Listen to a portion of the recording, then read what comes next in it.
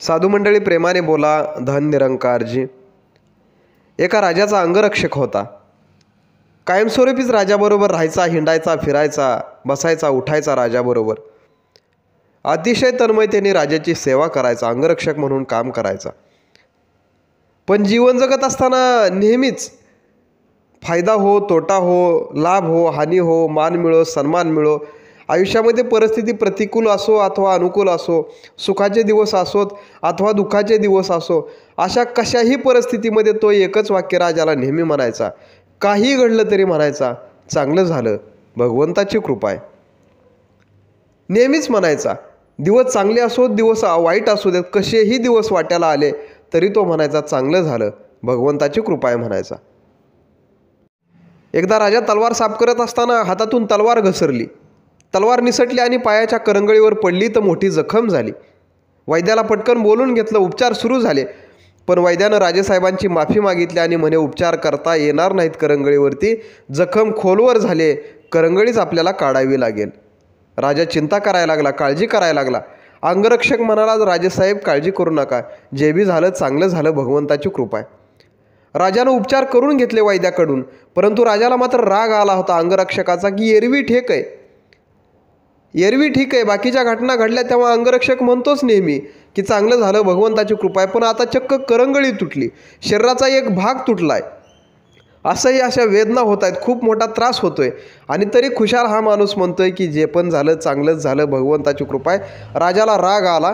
राजानं सांगितलं म्हणे, या अंगरक्षकाला ना 1 महिनाभर जरा जेलमध्ये टाका म्हणे. त्याला जेव्हा जेलमध्ये टाकलं तेव्हा सुद्धा तो म्हणतोय, राजेसाहेब हे सुद्धा चांगलंच झालं, ही सुद्धा भगवंताचीच कृपा आहे. राजा म्हणे, काय मूर्ख माणूस आहे, माझी करंगळी तुटली तरी म्हणतोय चांगलंच झालं, भगवंताची कृपा आहे, स्वतःला जेलमध्ये टाकलं तरी म्हणतोय चांगलंच झालं, भगवंताची कृपा आहे. याला चांगलं वाईट काय कळतं का नाही म्हणे, जरा सोडू द्या याला 1-2 महिने जेलमध्ये म्हणे. आणि राजाने त्याला जेलमध्ये बंदी केला आणि निघून गेला. काही दिवसाचा काळ निघून गेला. पायाची जखम भरली होती. राजाला थोडा शिकारीचा नाद होता. काही सैन्य बरोबर घेतलं आणि एक दिवस राजा शिकारीसाठी जंगलात निघून गेला. शिकार करत असताना जंगलामध्ये राजा पुढं सरकत राहिला. हळूहळू राजाकडून सैन्य पाठीमागं राहिलं. सगळे सहकारी सुटले, सगळे सैन्य पाठीमागं राहिलं आणि राजा जंगलात खोलवर जाऊन पोचला. एका जंगली माणसांच्या, रानटी माणसांच्या अशा घोळक्यामध्ये राजा जाऊन सापडला. त्या माणसांनी राजाला पकडलं. जंगली माणसं होती, भाषा वेगळीच होती, काहीतरी वेगळंच बोलत होती. अशा माणसांच्या घोळक्यामध्ये त्या माणसांनी राजाला पकडलं. आणि त्या जंगली माणसांनी, रानटी माणसांनी ठरवलं की यावर्षी आपल्याला नरबळी द्यायचाच होता. आयताच माणूस चालून आलाय तर यालाच आता नरबळी म्हणून याचाच बळी देऊयात. सगळी तयारी झाली. जाणती माणसं बोलवली. जाणत्या माणसांना सांगितलं त्यांनी की आपल्याला यावर्षी बळी द्यायचाच होता, नरबळी.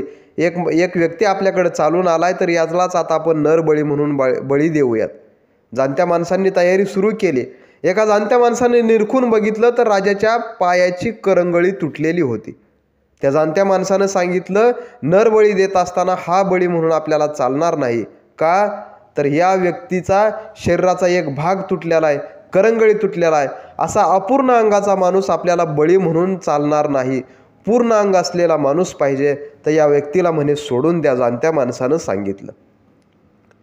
त्या जंगली माणसांनी, रानटी माणसांनी राजाला सोडून दिलं. राजा जेव्हा त्यांच्या घोळक्यातून बाहेर आला तेव्हा राजानं भगवंताला हात जोडले. म्हणे, अंगरक्षक म्हणत होता ते बरोबर आहे.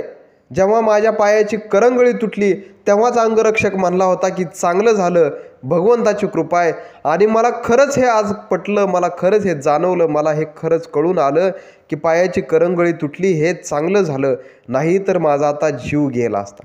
राजानं भगवंताचे आभार मानले आणि धावत पळत राजा राजदरबारामध्ये आला आणि म्हणे, पहिला अंगरक्षकाला जेलमधून बाहेर काढा. अंगरक्षकाला जेलमधून बाहेर काढलं आणि राजाच्या समोर उभा केलं. राजा अंगरक्षकाला म्हणत होता, अरे मित्रा, म्हणे तू म्हणतोय ते खरं आहे. जेव्हा माझी करंगळी तुटली तेव्हा तू म्हणला होता चांगलं झालं, भगवंताची कृपा आहे, आणि हे खरंच चांगलं झालं. अरे मी अशा घोळक्यामध्ये एकदा आता अडकलो होतो म्हणे, तर त्यांना पूर्ण अंगाचा माणूस पाहिजे होता, परंतु माझी करंगळी तुटल्यामुळे मी अपूर्ण अंगाचा ठरला गेलो आणि परिणामी माझा जीव वाचला, नाही तर जीव गेला असता. तू म्हणतोय ते खरं आहे मित्रा, चांगलं झालं करंगळी तुटली ते, कारण त्या निमित्तानं माझा जीव वाचला, नाही तर जीव गेला असता. पण एक मला प्रश्न पडलाय म्हणे, करंगळी तुटली तेव्हा तू म्हणला चांगलं झालं, भगवंताची कृपा आहे. पण त्याचा मला राग आला आणि तुला मी जेलमध्ये टाकलं. पण जेव्हा जेलमध्ये टाकलं तेव्हासुद्धा तू म्हणला की चांगलं झालं, भगवंताची कृपा आहे. तर जेलमध्ये टाकलं हे कसं चांगलं झालं त्याचं नाही रिझन मला कळलं म्हणे, त्याचं नाही कारण मला कळलं. तेव्हा अंगरक्षक सांगत होता म्हणे, राजेसाहेब मी तुमचा खाजगी अंगरक्षक. काल तुम्ही शिकारीसाठी जंगलात गेला होता म्हणजे मी सुद्धा तुमच्याबरोबर आलो असतो. सगळे सैन्य पाठीमागं, सहकारी पाठीमागं राहिले असते, परंतु मी तुमचा खाजगी अंगरक्षक आहे. मी मात्र तुम्हाला सोडलं नसतं आणि तुमच्याबरोबर मी सुद्धा त्या घोळक्यामध्ये जाऊन सापडलो असतो जसे तुम्ही सापडला. तुमची करंगळी तुटले म्हणून तुम्ही अपूर्ण अंगाचे ठरला गेला, म्हणून तुम्हाला सोडलं असतं, तुमचा जीव वाचला असता. पण मी मात्र पूर्ण अंगाचा होतो. माझा मात्र त्यांनी नरबळी म्हणून बळी दिला असता, माझा मात्र जीव गेला असता. आणि म्हणून तुम्ही मला जेलमध्ये टाकलं हे सुद्धा चांगलंच झालं, ती सुद्धा भगवंताचीच कृपा आहे. राजानं अंगरक्षकाला हात जोडले आणि राजाच्या लक्षात आलं आयुष्यामध्ये जे पण काय घडतंय, जेव्हा पण घडतंय, चांगलं असेल वाईट असेल आपल्या दृष्टीनं, परंतु भगवंताच्या दृष्टीनं ते चांगलंच आहे आणि ती भगवंताचीच कृपा आहे, ही भावना आपण धारण करायला पाहिजे. मित्रांनो, ही राजा आणि अंगरक्षकाची गोष्ट जर आपण गांभीर्याने घेतली तर आपल्या आयुष्यातल्या सगळ्या चिंता आणि काळज्या मिटून जातील. आयुष्यामध्ये जीवन जगत असताना परिस्थिती कधी प्रतिकूल तर कधी अनुकूल बनेल. कधी सुखाचे, समाधानाचे, आनंदाचे दिवस येतील तर कधी दुःखाचे, ताणतणावाचे, अडीअडचणीचे सुद्धा दिवस वाट्याला येतील. कधी मानासन्मानानं जगावं लागेल तर कधी अपमानित होऊन पण जगावं लागेल. कधी समाधान वाट्याला येईल तर कधी काळजी वाट्याला येईल. कधी चांगले दिवस येतील तर कधी वाईट दिवस येतील.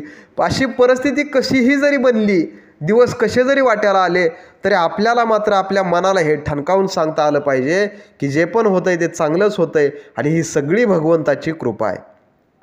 ही गोष्ट जेव्हा आपल्याला पटेल, रुचेल, तेव्हा मग मित्रांनो आपलं जगणं सोपं होईल. मग सगळी काळजी, सगळी चिंता संपून जाईल.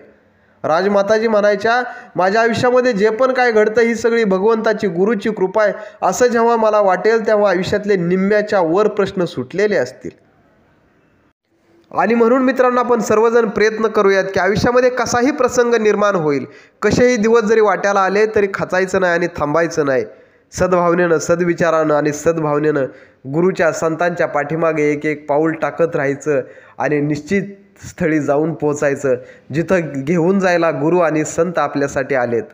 आणि म्हणून मित्रांनो की जीवनामध्ये काही वाट्याला असे जगावे जीवनामध्ये आव्हानाचे लावून अत्तर. एक कवी म्हणाला, किती जरी आव्हानं उभा राहिली तरी थांबायचं नाही, खचायचं नाही.